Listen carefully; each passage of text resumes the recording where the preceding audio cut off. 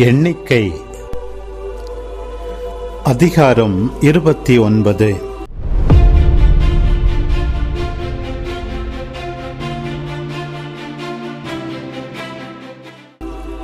ஏழாம் மாதம் முதல் நாளன்று உங்களுக்கு திருப்பேரவை இருக்கும்.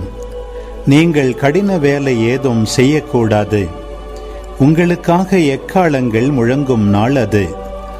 ஆண்டவருக்கு உகந்த நறுமணமான எரிபலியை நீங்கள் செலுத்த வேண்டும். அதற்கு வேண்டியவை: இளங்காளை 1, ஆட்டுக்கிடாய் 1, 1 வயதுடைய ஆட்டுக்குட்டிகள் 7. இவை பழுதற்றவையாய் இருக்க வேண்டும். அத்துடன் உணவு படையலாக எண்ணெயில் பிசைந்த மிருதுவான மாவு காளைக்காக 6 படியும் ஆட்டுக்கிடாய்க்காக 4 படி அளவில் இருக்கும். 7 ஆட்டுக்குட்டிகள் ஒவ்வொன்றுக்கும் 2 படி அளவாக இருக்கும்.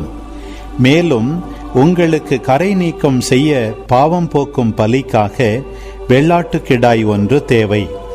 இவை தவிர மாதந்தோறும் அளிக்கும் எரிபலி, அதற்குரிய உணவு படையல், எந்நாளும் செலுத்தும் எரிபலி, அதற்குரிய நீர்ம படையல் ஆகியவை அவர்கள் முறைமையின்படி ஆண்டவருக்கு உகந்த நறுமணமான நெருப்பு பலியாக அமையும். இந்த 7ஆம் மாதம் 10ஆம் நாளில் உங்கள் திருப்பேரவை கூடும். அப்போது உங்களை நீங்களே வருத்திக் கொள்ளுங்கள். நீங்கள் எந்த வேலையும் செய்யாதிருங்கள். ஆண்டவருக்கு உகந்த நறுமணமான எரிபலி ஒன்றை நீங்கள் ஆண்டவருக்கு செலுத்துங்கள். அதற்கு தேவையானவை: இளங்காளை 1, ஆட்டுக்கிடாய் 1, 1 வயதுடைய ஆட்டுக்குட்டிகள் 7. இவை பழுதற்றவையாயிருக்க வேண்டும். அத்துடன் உணவு படையலாக எண்ணெயில் பிசைந்த மெல்லிய மாவு காளைக்காக 6 படியும் ஆட்டுக்கிடாய்க்காக 4 படி அளவில் இருக்கும். 7 ஆட்டுக்குட்டிகளில் ஒவ்வொன்றுக்கும் 2 படி என்ற அளவில் இருக்கும். மேலும் கரை நீக்கத்திற்கான பாவம் போக்கும் பலி, எந்நாளும் செலுத்தும் எரிபலி, அதற்குரிய உணவு படையல், அதற்குரிய நீர்ம படையல் ஆகியவை தவிர பாவம் போக்கும் பலியாக ஒரு வெள்ளாட்டுக்கிடாய் செலுத்துவாய்.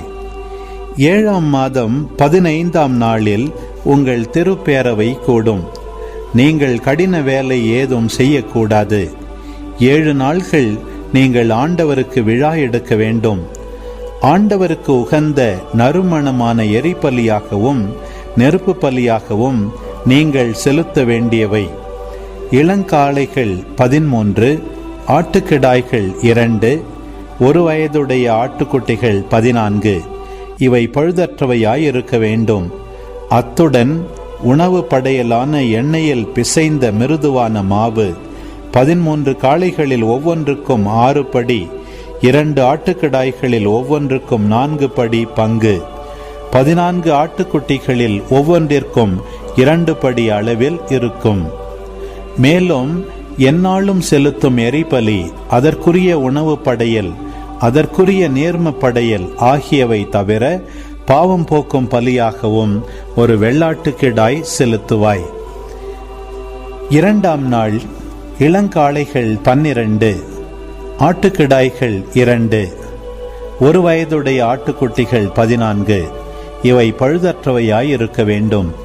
அவற்றுடன் முறைமைப்படி காளைகள், ஆட்டுக்கிடாய்கள், ஆட்டுக்குட்டிகள் ஆகியவற்றின் எண்ணிக்கைக்கேற்ப அவற்றிற்குரிய உணவு படையல், நேர்ம படையல்கள், மேலும் எந்நாளும் செலுத்தும் எரிபலி, அதற்குரிய உணவு படையல், அவற்றிற்குரிய நேர்ம படையல் ஆகியவை தவிர பாவம் போக்கும் பலியாகவும் ஒரு வெள்ளாட்டுக்கிடாய்.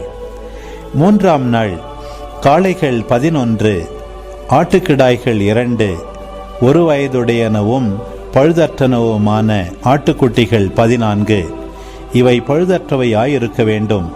அவற்றுடன் முறைமைப்படி காளைகள், ஆட்டுக்கிடாய்கள், ஆட்டுக்குட்டிகள் ஆகியவற்றின் எண்ணிக்கைக்கேற்ப அவற்றுக்குரிய படையல், நீர்ம படையல்கள், மேலும் எந்நாளும் செலுத்தும் எரிபலி, அதற்குரிய உணவு படையல், நீர்ம படையல் ஆகியவை தவிர பாவம் போக்கும் பலியாகவும் ஒரு வெள்ளாட்டுக்கிடாய். 4ஆம் நாள் காளைகள் 10, ஆட்டுக்கிடாய்கள் 2, ஒரு வயதுடைய ஆட்டுக்குட்டிகள் 14, இவை பழுதற்றவையாயிருக்க வேண்டும். அவற்றுடன் முறைமைப்படி காளைகள், ஆட்டுக்கிடாய்கள், ஆட்டுக்குட்டிகள் ஆகியவற்றின் எண்ணிக்கைக்கேற்ப அவற்றுக்குரிய உணவு படையல், நேர்ம படையல்கள், மேலும் எந்நாளும் செலுத்தும் எரிபலி, அதற்குரிய உணவு படையல், அதன் நேர்ம படையல் ஆகியவை தவிர பாவம் போக்கும் பலியாகவும் ஒரு வெள்ளாட்டு கிடாய். 5ஆம் நாள் காளைகள் 9, ஆட்டுக்கிடாய்கள் 2, ஒரு வயதுடைய ஆட்டுக்குட்டிகள் 14, இவை பழுதற்றவையாயிருக்க வேண்டும். அவற்றுடன் முறைமைப்படி காளைகள், ஆட்டுக்கிடாய்கள், ஆட்டுக்குட்டிகள் ஆகியவற்றின் எண்ணிக்கைக்கேற்ப அவற்றுக்குரிய நேர்ம படையல்கள், மேலும் எந்நாளும் செலுத்தும் எரிபலி, அதற்குரிய உணவு படையல், நேர்ம படையல் ஆகியவை தவிர பாவம் போக்கும் பலியாகவும் ஒரு வெள்ளாட்டு கிடாய். 6ஆம் நாள் காளைகள் 8, ஆட்டுக்கிடாய்கள் 2, ஒரு வயதுடைய ஆட்டுக்குட்டிகள் 14, இவை பழுதற்றவையாயிருக்க வேண்டும். அவற்றுடன் முறைமைப்படி காளைகள், ஆட்டுக்கிடாய்கள், ஆட்டுக்குட்டிகள் ஆகியவற்றின் எண்ணிக்கைக்கேற்ப அவற்றுக்குரிய உணவு படையல், நேர்ம படையல்கள், மேலும் எந்நாளும் செலுத்தும் எரிபலி, அதற்குரிய அதன் உணவு படையல், நேர்ம படையல் ஆகியவை தவிர பாவம் போக்கும் பலியாகவும் ஒரு வெள்ளாட்டு கிடாய். 7ஆம் நாள் காளைகள் 7, ஆட்டுக்கிடாய்கள் 2, ஒரு வயதுடைய ஆட்டுக்குட்டிகள் 14, இவை பழுதற்றவையாயிருக்க வேண்டும். அவற்றுடன் முறைமைப்படி காளைகள், ஆட்டுக்கிடாய்கள், ஆட்டுக்குட்டிகள் ஆகியவற்றின் எண்ணிக்கைக்கேற்ப அவற்றுக்குரிய உணவு படையல், நேர்ம படையல்கள், மேலும் எந்நாளும் செலுத்தும் எரிபலி, அதற்குரிய உணவு படையல், நேர்ம படையல் ஆகியவை தவிர பாவம் போக்கும் பலியாகவும் ஒரு வெள்ளாட்டு கிடாய். 8ஆம் நாளன்று சிறப்பு கூட்டம் நடைபெறும். நீங்கள் கடின வேலை ஏதும் செய்யக்கூடாது. ஆண்டவருக்கு உகந்த நறுமணமான எரிபலியாகவும் நெருப்பு பலியாகவும் நீங்கள் செலுத்த வேண்டுபவை காளை 1, ஆட்டுக்கிடாய் 1, ஒரு வயதுடைய ஆட்டுக்குட்டிகள் 7, இவை பழுதற்றவையாயிருக்க வேண்டும். அவற்றுடன் முறைமைப்படி காளை, ஆட்டுக்குட்டிகள் ஆகியவற்றின் எண்ணிக்கைக்கேற்ப உணவு படையல், அவற்றுக்குரிய நேர்ம படையல்கள், மேலும் எந்நாளும் செலுத்தும் எரிபலி, அதற்குரிய உணவு படையல், நேர்ம படையல் ஆகியவை தவிர பாவம் போக்கும் பலியாகவும் ஒரு வெள்ளாட்டு கிடாய். நியமிக்கப்பட்ட திருநாள்களில் நீங்கள் ஆண்டவருக்கு படைக்க வேண்டியவை இவையே: உங்கள் பொருத்தனைகள், தன்னார்வ படையல்கள், எரிபலிகள், உணவு படையல்கள், நேர்ம படையல்கள், நல்லுறவு பலிகள் ஆகியவை நீங்களாக செய்ய வேண்டியவை இவையே. ஆண்டவர் மோசேக்கு கட்டளையிட்ட அனைத்தையும் மோசே இஸ்ரேல் மக்களுக்கு சொன்னார். அன்பு உறவுகளே, இது உங்களுக்கான நேரம்.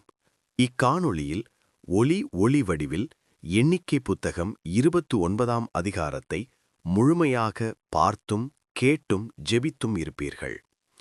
இன்றைய இறைவார்த்தையின் அடிப்படையிலான கேள்வி: ஆண்டவருக்கு உகந்த எப்படிப்பட்ட எரிபலியை நீங்கள் செலுத்த வேண்டும்? பதில்களை கமெண்ட்ஸில் பதிவு செய்யவும். இதுபோன்ற வீடியோக்களை தொடர்ந்து காண இந்த வலைதளத்தை சப்ஸ்கிரைப் செய்யவும். மேலும் லைக் கொடுத்து எங்களை ஊக்கப்படுத்தவும். இப்பதிவுகளை மற்றவரோடு பகிர்ந்து ஷேர் செய்து நாளும் திருவிவிலியத்தின் ஒரு அதிகாரத்தை வாசிக்கவும், கேட்கவும், பார்க்கவும் நீங்கள் உதவிடலாம். மீண்டும் அடுத்த காணொளியில் சந்திப்போம். இந்த நாள் இனிய நாளாய் அமையட்டும். இறைவன் உங்களை ஆசீர்வதிக்கட்டும்.